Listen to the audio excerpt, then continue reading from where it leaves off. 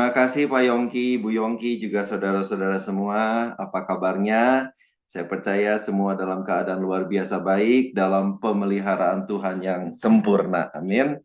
Oke, seperti kata Pak Yongki, tidak terasa sekarang kita sudah memasuki bulan yang ke-6, bulan Juni di tahun 2025 ini.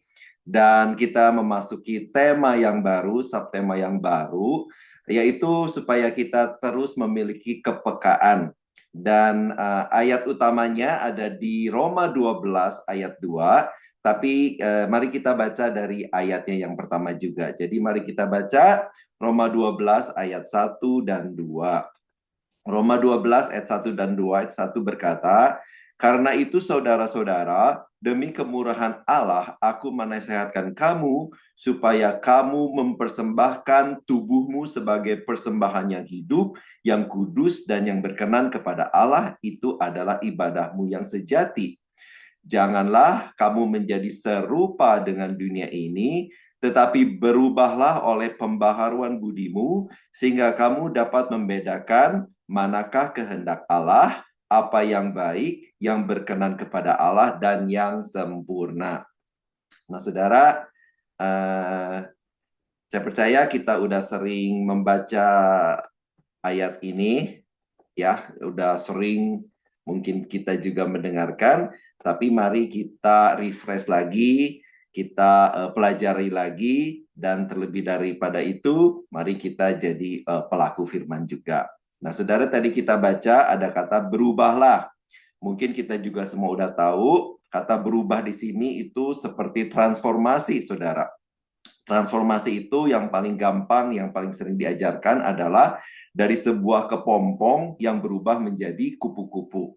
Artinya perubahannya itu sedemikian rupa sehingga tidak ada kemiripan sama sekali dari before and after, dari sebelumnya dan sesudahnya.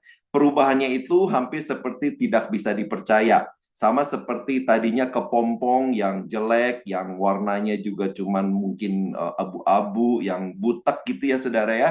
Tiba-tiba dia ditransformasi, tiba-tiba dia berubah menjadi seekor kupu-kupu yang so beautiful, yang sayapnya itu berwarna-warna yang bagus sekali, so colorful. Sehingga kalau kita bertemu dengan orang-orang yang kenal Tuhan, yang sudah berubah, kemudian kita berkata, waduh, orang ini benar-benar nggak dikenalin lagi. Karena saya tahu dia dulunya gimana, dan sekarang saya lihat perubahan dia seperti itu adalah luar biasa. Nah, saudara, apa sih tujuan dari perubahan budi atau lebih tepatnya akal budi ini?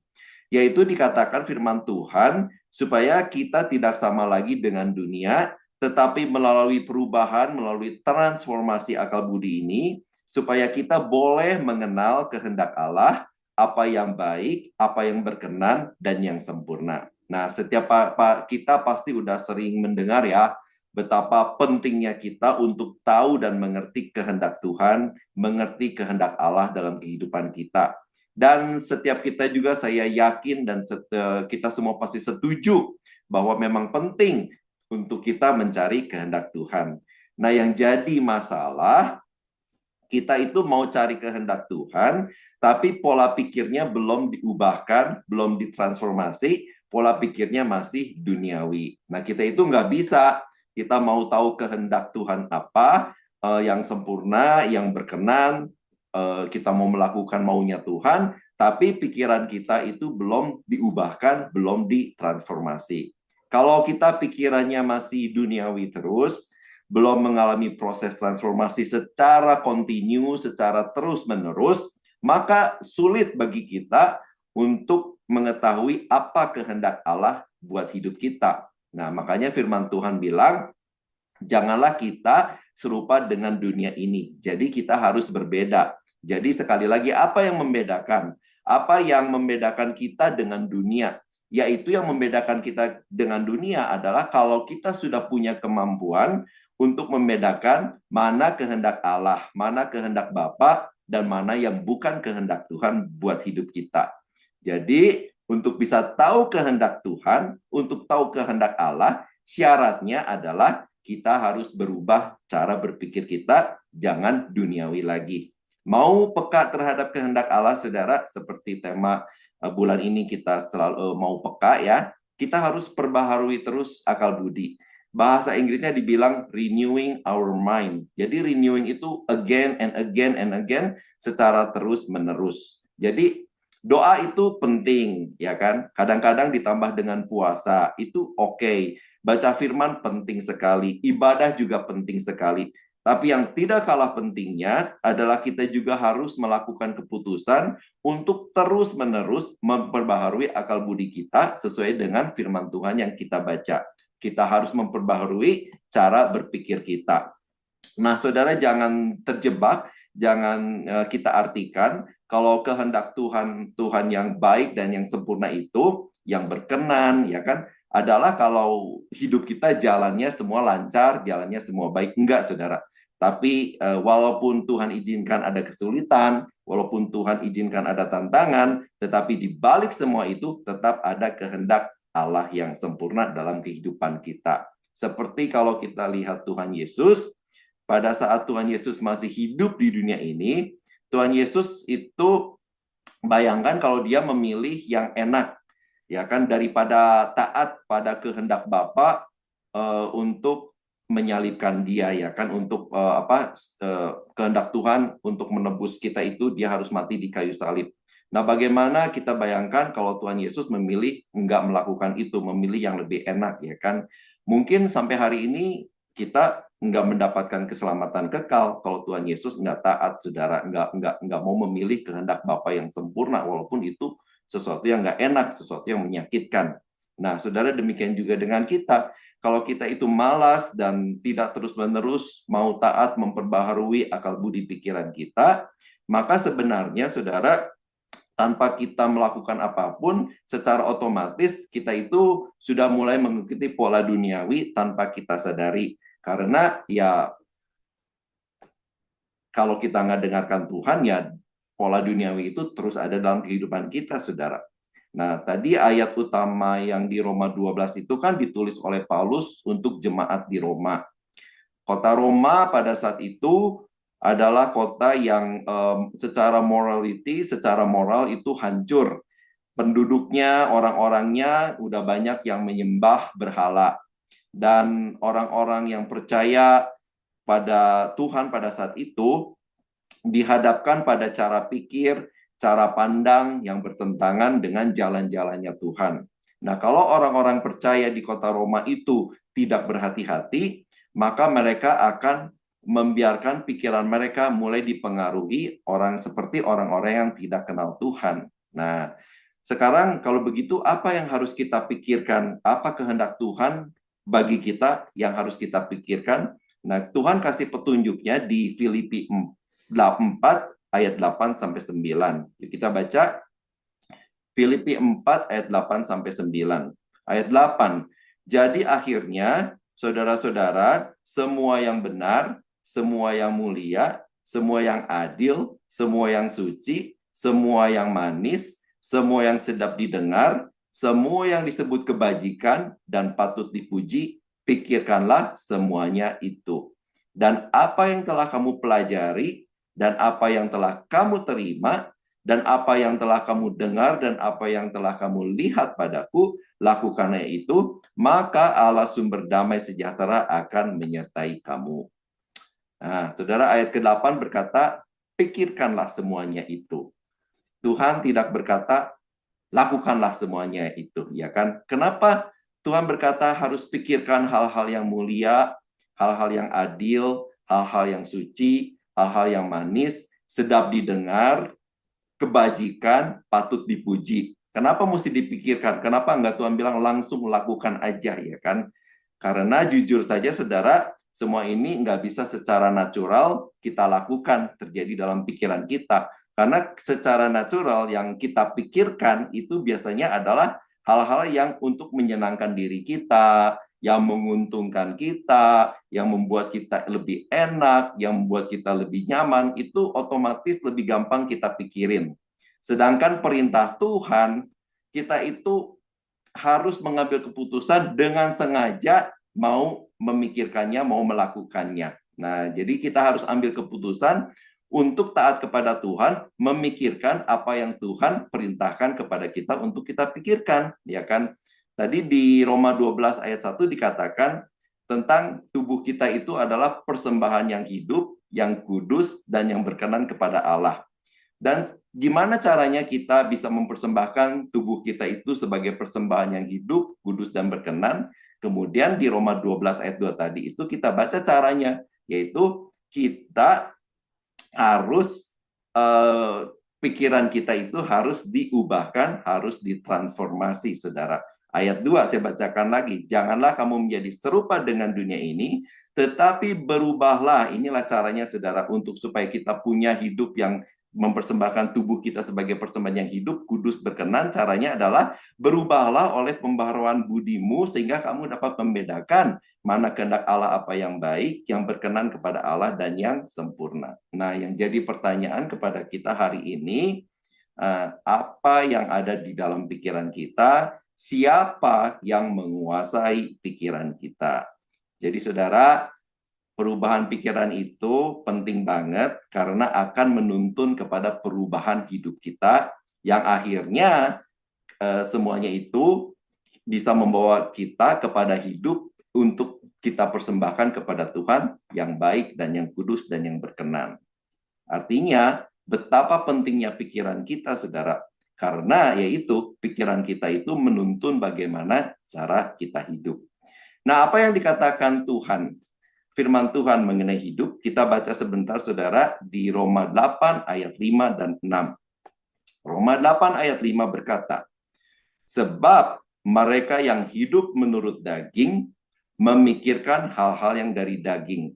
Mereka yang hidup menurut roh memikirkan hal-hal yang dari roh. Nah, sekarang kita jelas banget melihat hubungannya, saudara, antara pikiran dengan cara kita hidup sehari-hari. Firman ini begitu jelas, saudara. Kita tahu daging itu adalah tabiat manusia lama kita yang penuh dengan keinginan-keinginan yang tidak baik, yang berdosa, saudara. Dan roh adalah memilih kita itu memilih untuk tunduk dan taat kepada pimpinan Tuhan. Jadi kalau dikatakan ayat ini, jadi kalau kita hidup menurut daging, itu apa, saudara? Karena yang kita pikirkan juga adalah hal-hal yang dari daging. Kita egoisnya masih ada, hal yang kepentingan bokmi, kemarahan, iri hati, kecanduan sama hal-hal yang nggak baik, itu semua masih ada dalam diri kita kalau kita hidup menurut daging, saudara. Tapi kalau kita yang hidup dari roh, maka pikirannya juga dari roh, seperti yang kita tadi baca di Filipi 4 ayat 8. Kemudian tadi di Roma 8 ayat 6 dikatakan, karena keinginan daging adalah maut, tetapi keinginan roh adalah hidup dan damai sejahtera. Jadi cuman ada dua yang bisa menguasai pikiran kita, saudara. Daging atau dosakah, atau roh yang memimpin pikiran kita, saudara, yang menguasai pikiran kita. Nah, sekarang kita renungkan hari-hari ini, siapa yang menguasai pikiran kita? Karena kenapa, saudara? Karena kita nggak bisa ada di tengah-tengah. Kita nggak bisa setengah daging, setengah roh. Itu kalau kita berada kayak di tengah-tengah, saudara, sebentar daging, sebentar roh, itu seperti ibaratnya kita berdiri di atas dua perahu, saudara, yang ada di sungai. Kita berdiri, kaki kita di perahu sebelah kiri, kaki kanan kita ada di sebelah perahu yang kanan. Nah, pada saat melaju, ya kan, dengan adanya arus, maka mereka akan berpisah, dan kita nggak bisa, saudara. Kita pasti jatuh, kita harus memilih, mau yang kiri atau yang mau kanan. Nah, tapi firman Tuhan udah mengingatkan kepada kita berulang-ulang, supaya memperingatkan kita berhati-hati dengan cara kita berpikir. Siapa yang menguasai pikiran kita? Karena ini adalah hal yang sangat penting. Saudara, proses pembentukan kita hari ini, kita ada hari ini, apa yang kita lakukan, bagaimana cara kita hidup, bagaimana cara kita mengambil keputusan, itu didasarkan dari semua informasi kan yang kita terima, ya, dari apa yang kita lihat, dari apa yang kita dengar, dari apa yang kita baca, dan semua itu akan menentukan bagaimana cara kita berpikir. Nah, kita itu sebagai manusia, of course, dari sejak anak kecil pun, semua informasi-informasi itu sudah masuk, ya kan? Kita udah, semua informasi itu masuk, tetapi kita udah tumbuh dewasa, dan kemudian juga kita kenal Tuhan, dan kita juga semakin dewasa secara rohani di dalam Tuhan, semakin dewasa, maka seharusnya itu kita mulai bisa, saudara, menyeleksi apa yang mau kita lihat, apa yang mau kita dengar, apa yang kita mau tonton, apa yang kita mau baca, kita harus bisa menyeleksi. Karena begitu semua informasi itu masuk ke dalam pikiran kita, maka ada proses yang berjalan di dalam pikiran kita. Bagaimana kita memproses semua informasi yang masuk, nantinya juga akan mempengaruhi perasaan kita dan kemauan kita, dan akhirnya mempengaruhi apa tindakan yang kita lakukan. Nah, misalnya saudara, biasanya sebelum kalau saya mau pergi ke suatu tempat, misalnya ya, untuk liburan, untuk vacation, maka saya search dulu di tempat itu yang menariknya apa, ya kan, objek wisata yang harus dikunjunginya apa, atau restorannya apa, makanan apa yang harus saya coba, ya kan gampang sekarang riset itu, sampai akhirnya misalnya dari food, dari makanan, saya lihat blogger dari YouTuber tentang yang rekomendasi makanan, saya akhirnya masuk informasi itu semua masuk, dan akhirnya saya berkata, yang ini rasanya oke, yang ini rasanya ciami, yang ini rasanya mesti didatengin. Dan benar saudara, pada saat saya tiba di tempat itu, saya pergi makan ke tempat itu karena berdasarkan dari informasi yang masuk, dan saya akhirnya ambil keputusan. Nah, itu hal kecil saudara. Demikian juga dengan hal-hal lainnya, dan itu kalau terus-menerus dilakukan akan menjadi kebiasaan, ya kan? Nah, siapa di sini yang pulang kerja yang dilakukan itu hampir sama setiap hari, ya kan? Kalau nggak ada urusan lain atau apa, pulang kerja sama, ya kan? Karena udah jadi kebiasaan. Kalau saya itu pasti kalau pulang kerja, pasti yang pertama saya lakukan adalah saya bawa si Kiki, doginya saya, jalan-jalan, kasih makan, gitu kan.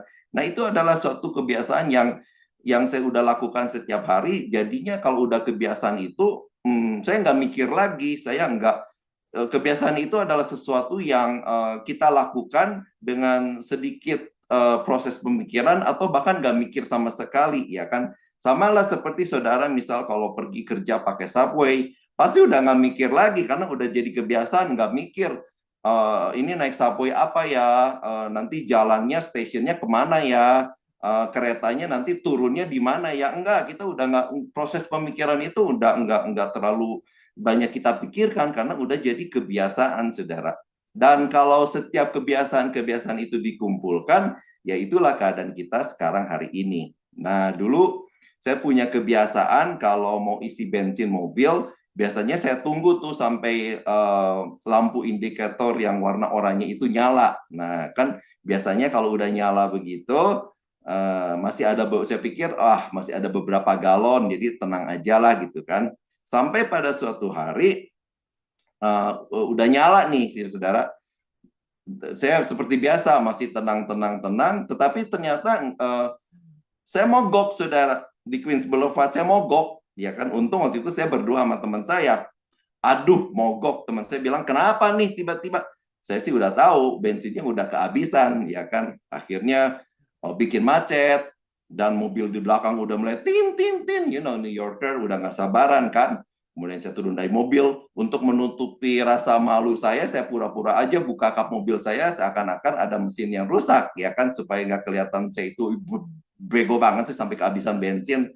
Tapi puji Tuhan waktu itu nggak jauh dari tempat saya mogok, di Queens Boulevard itu saya lihat ada pom bensin. Saya cepat lari ke sana, saya beli kontainer, saya beli bensinnya, saya bawa kembali. Nah, sejak itu saudara, kalau tadinya proses saya berpikir, kalau lampu itu nyala masih banyak, tetapi sejak kejadian itu sekarang udah belum kosong, 3/4 kosong pun udah mulai deg-degan, udah mesti diisi cepet-cepet gitu kan.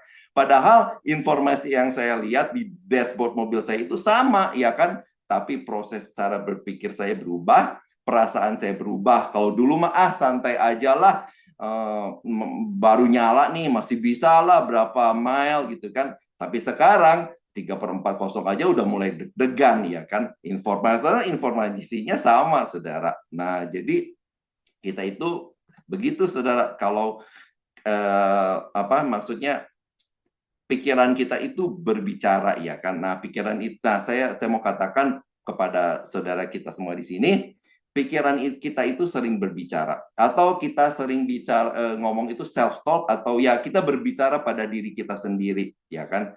Pada saat kita sedang berbicara kepada diri sendiri, itu sebenarnya adalah kita sedang memproses informasi yang masuk ke dalam pikiran kita, dan kita kayak ada suatu proses, dan akhirnya kita seperti berbicara kepada diri sendiri. Mungkin ada argumentasi di dalamnya, misalnya lah lagi lihat barang lagi sale, ya kan. Nah, satu pikiran bilang, ini lagi sale nih, beli aja, butuh nggak butuh itu mah nanti, urusan nanti, tapi yang penting ini barang lagi sale, beli, ya kan. Tapi di sisi lain ada pikiran yang membela ke dompet kita.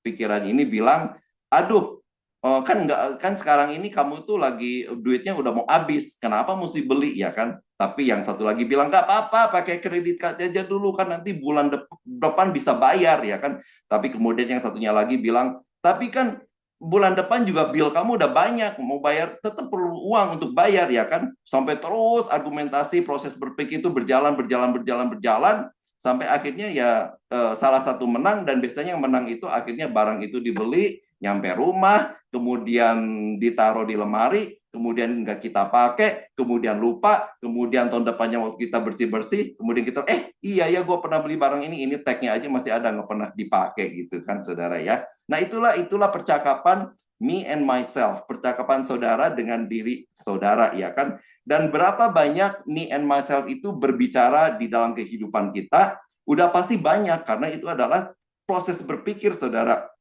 ya kan. Salah satu penulis buku, namanya Pastor Paul David Tripp, bilang begini saudara, ini quote-nya dari dia di salah satu bukunya, no one is more influential than in your life than you are, because no one talks to you more than you do. Artinya saudara, nggak ada yang lebih berpengaruh dalam hidup saya dan saudara selain adalah kita sendiri yang ngomong pada diri kita sendiri, saudara, ya kan. Nah, suatu hari ada seorang guru yang marah kepada muridnya karena murid itu nakal dan selalu bawel dan selalu ngajak ngobrol teman-temannya di kelas. Kemudian guru itu bilang, kamu sekarang ngobrol aja, kamu sekarang dihukum, nggak boleh ngobrol lagi, kamu mesti tutup mulut, kamu mesti diam, ya kan. Tapi karena anak itu takut dihukum, ya dia bisa tutup mulut, dia bisa diam.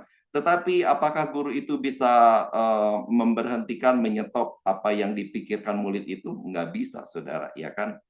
Kita juga sama lah, kita mau telepon teman kita, mau telepon saudara kita, keluarga kita, ya kan? Nggak bisa kita juga kayak setiap kali kita telepon, kita langsung, maunya diangkat, maunya langsung bicara. Kan kadang-kadang lawan bicara kita itu mungkin nggak bisa angkat telepon, atau karena orangnya juga lagi sibuk kerja, teleponnya dimatiin. Banyak alasan, ya kan? Tapi sama dengan diri kita sendiri, kita itu bisa berbicara kapan aja, di mana aja. Betul? Nah, tapi yang jadi masalah, salah satu sifat manusia itu, saudara, kita itu punya kecenderungan untuk memperhatikan, menggunakan informasi yang negatif jauh lebih banyak daripada informasi yang positif.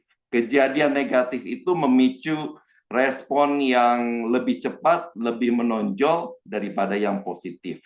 Makanya jangan heran kenapa di dunia sosmed yang viral itu banyak hal-hal yang negatif. Sedangkan yang positif itu kayaknya adem-adem aja. Yang viral itu kasus penipuan, gosip, ya kan? Tapi yang positif seperti siapa pemenang Nobel atau penghargaan di bidang tertentu itu kurang viral. Film yang bermutu lebih banyak, yang kurang bermutu lebih banyak ditonton dibanding dengan film yang memberikan edukasi. Kenapa? Karena ya itu, saudara, yang negatif lebih menarik buat kita, lebih menarik untuk kita perhatikan. Dan sedihnya banyak sekali kita ini, ya kan, hidup dikelilingi hal-hal yang negatif. Dan kalau kita nggak berhati-hati, tanpa kita sadari semua yang negatif itu masuk, dan karena kita punya kecenderungan untuk mengolah yang negatif itu lebih kayak excited daripada yang positif, nah itu hal yang membahayakan, saudara, ya kan. Akhirnya belum apa-apa yang kita lihat adalah sudah sisi negatifnya, ya kan. Kita lihat masuk satu ruangan, kemudian kita bilang, waduh ini ruangan, aduh panas banget ya kan. Atau kalau lagi itu, kalau dingin bilang langsung, aduh dingin banget ya kan. Kalau di wedding, aduh bajunya kok pengantinnya jelek gitu kan. Yang positif jarang kelihatan, yang kelihatan adalah hal-hal yang negatif terlebih dahulu, saudara. Semua kayaknya yang kelihatan itu yang positif, kayaknya aduh nggak dipikirin ya kan. Tapi yang negatif langsung kelihatan. Jadi orang itu banyak juga yang sinis, ya kan? Kalau ada orang yang tiba-tiba datang kepada dia, yang nggak pernah nyapa, tiba-tiba datang dengan baik-baik, langsung, aduh ini pasti orang ada maunya, ya kan? Atau kalau ada seorang perempuan disakiti pacarnya, kemudian dia bilang, aduh semua laki-laki itu bajingan, semua laki-laki itu mata keranjang, ya kan? Dan atau mungkin ada orang-orang yang karena kecewa masa lalu, kemudian dia selalu, aduh, gara-gara masa lalu. Jadi negatif, dan akhirnya kita bisa berkata, Tuhan gak adil. Nah, sebagai anak Tuhan, hari ini Tuhan ingatkan, kita jangan terjebak pada pemikiran yang negatif ini. Tetapi Tuhan mau kita jadi pemenang di dalam pikiran kita sendiri, saudara. Nah, kembali kita renungkan, siapa selama ini yang berkuasa dan memimpin atas pikiran kita? Yuk kita buka Roma 8 ayat 14. Roma 8 ayat 14 berkata, semua orang, yaitu saya dan saudara juga, yang dipimpin roh Allah adalah anak Allah, saudara. Saudara percaya bahwa kita semua adalah anak Allah. Amin. Kalau percaya, maka roh Tuhan itu sudah ada di dalam kita. Nah sekarang, mau nggak kita dipimpin oleh roh Tuhan yang udah ada di dalam kita? Karena tadi dikatakan, semua orang yang dipimpin roh Allah adalah anak-anak Allah. Nah, saudara, saya mau kita sedikit belajar ya dari Daud ya. Nah, di Daud, soal Daud, saudara, di 1 Samuel 30, kalau kita pergi ke 1 Samuel 30, itu diceritakan, waktu itu Daud dan pasukannya itu pulang ke kampung mereka yang bernama Ziklag. Nah, tapi 1 hari atau 2 hari, firman Tuhan berkata, sebelum Daud dan pasukannya itu tiba, daerah Ziklag itu udah didatangi terlebih dahulu oleh orang-orang Amalek yang jahat. Jadi orang-orang Amalek itu datang menjarah, bukan cuma menjarah, tapi juga membakar. Dan semua perempuan dan anak-anak dibawa sebagai tawanan. Jadi pada saat Daud dan pasukannya datang tiba di tempat Ziklag di kampung mereka itu, mereka melihat keadaan yang mengenaskan, yaitu kampung mereka sudah habis terbakar, istri mereka serta anak-anak mereka nggak ada, dibawa pergi, ditawan. Lalu Daud dan tentaranya itu menangis, dibilang firman Tuhan itu menangis dengan sangat keras, sampai dikatakan mereka enggak kuat lagi untuk menangis, saking dahsyatnya informasi yang mereka terima, apa yang mereka lihat, ya kan, membuat mereka sedih, menangis, sampai nggak bisa nangis lagi, saudara. Jadi bayangkan Daud itu waktu dalam perjalanan pulang, dia pasti, waduh sebentar lagi saya pulang ke kampung, ketemu mau disambut sama istrinya, mau disambut keluarganya, tetapi yang didapati adalah kebalikannya. Semuanya udah habis terbakar, nggak ada mayat, saudara, dikatakan karena karena nggak ada mayat, jadi Daud ini tahu, waduh ini istri-istri dia dan juga istri-istri pasukannya dan juga anak-anaknya itu ditawan. Dan zaman itu kalau ditawan, itu bisa diperlakukan apa aja secara kejam, saudara, bisa dijual, bisa dilecehkan, bahkan dibunuh pun bisa, ya namanya karena tawanan. Waktu semua yang Daud lihat, yang Daud dengar, semua informasi itu masuk ke dalam pikiran Daud. Makanya firman Tuhan bilang Daud itu menangis sampai nggak bisa menangis lagi, saking depresinya, saking begitu hancur hatinya, saudara, ya kan. Pikirannya kacau, sedih, marah, nggak tahu apa yang harus dilakukan, takut, semuanya bercampur jadi satu. Dan nggak cuma di situ, saudara. Kita buka sebentar di 1 Samuel 30 ayat 6. Karena dia adalah seorang raja, rakyatnya marah. Maka Samuel 1:30 ayat 6, on the top apa yang udah Daud alami sampai dia menangis, dikatakan, dan Daud sangat terjepit karena rakyat mengatakan hendak melempari dia dengan batu. Seluruh rakyat itu telah pedih hati, masing-masing karena anaknya laki-laki dan perempuan, tetapi ini yang luar biasa. Tetapi Daud menguatkan kepercayaannya kepada Tuhan Allahnya.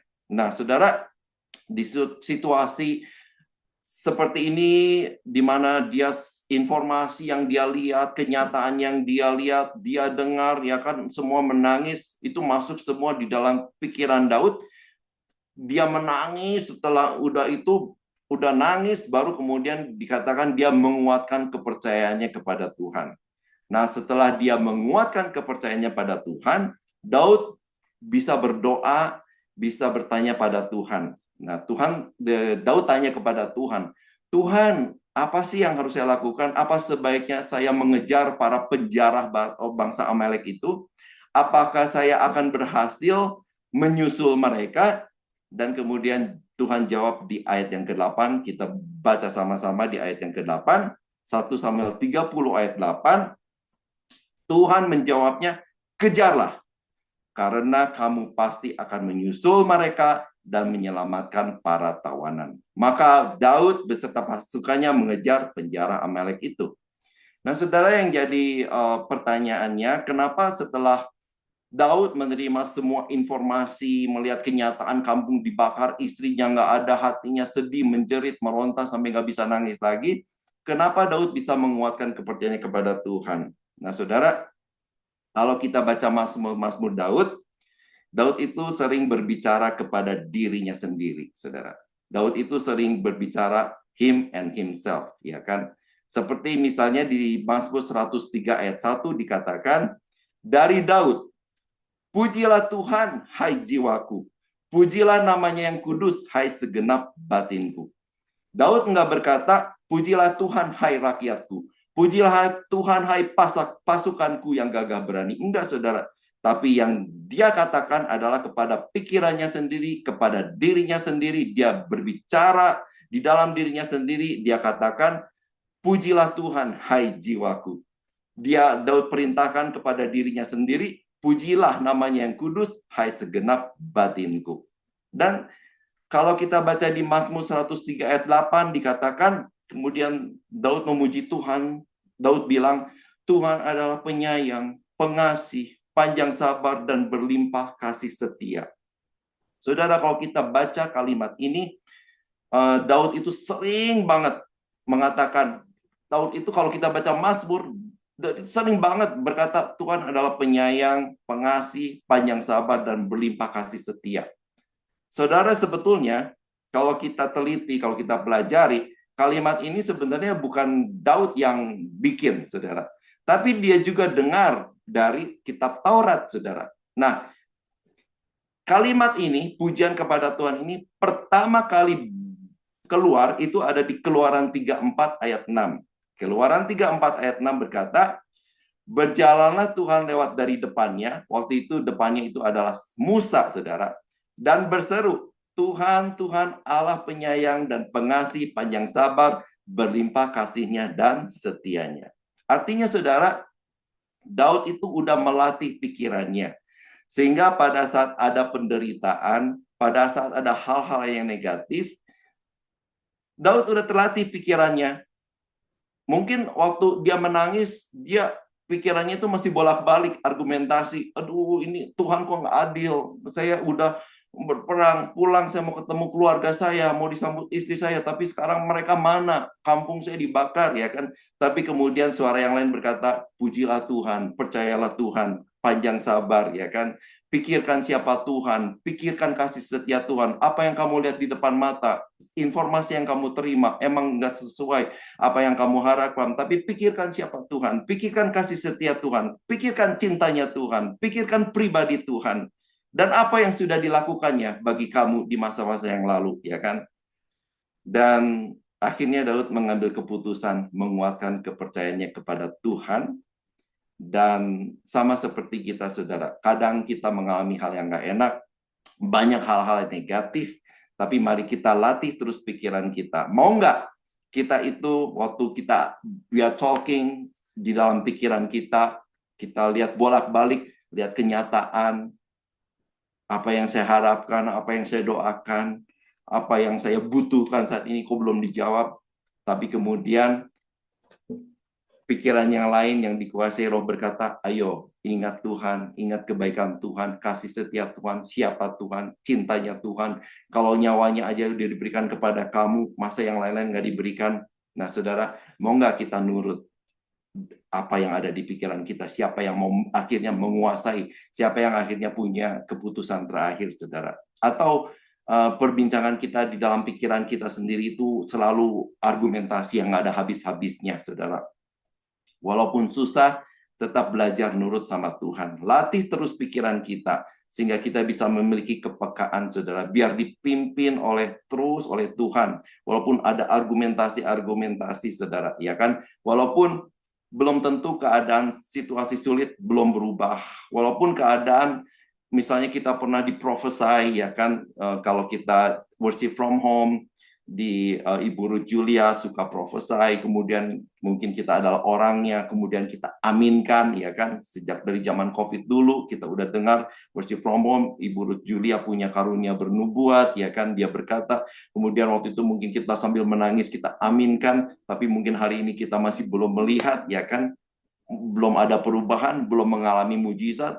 Kemudian pikiran kita bolak-balik, percaya enggak, percaya enggak, percaya enggak. Tetapi kembali saudara, seperti Tuhan ingatkan, ayo kita seperti Daud, kuatkan lagi kepercayaan kita kepada Tuhan. Perjalanan iman itu emang nggak mudah, saudara, ya kan. Kadang-kadang Tuhan izinkan yang sulit, tetapi nggak apa-apa, saudara, makin sulit, berkatnya pasti semakin besar. Walaupun Tuhan belum kasih mujizat, belum kasih jalan keluar, tapi kita mau ambil keputusan, ambil janji Tuhan, pikirkan di dalam kehidupan kita, sampai itu jadi kepercayaan yang kuat dalam hati dan pikiran kita, saudara. Ada mungkin argumennya itu lama, ya kan, ada yang sebentar, mungkin 1-2 jam udah beres, sudah selesai. Tapi juga mungkin ada yang 1-2 minggu, atau mungkin bahkan 1 tahun, 2 tahun. Nggak apa-apa, sudah, itu tergantung kapan kita mau percaya.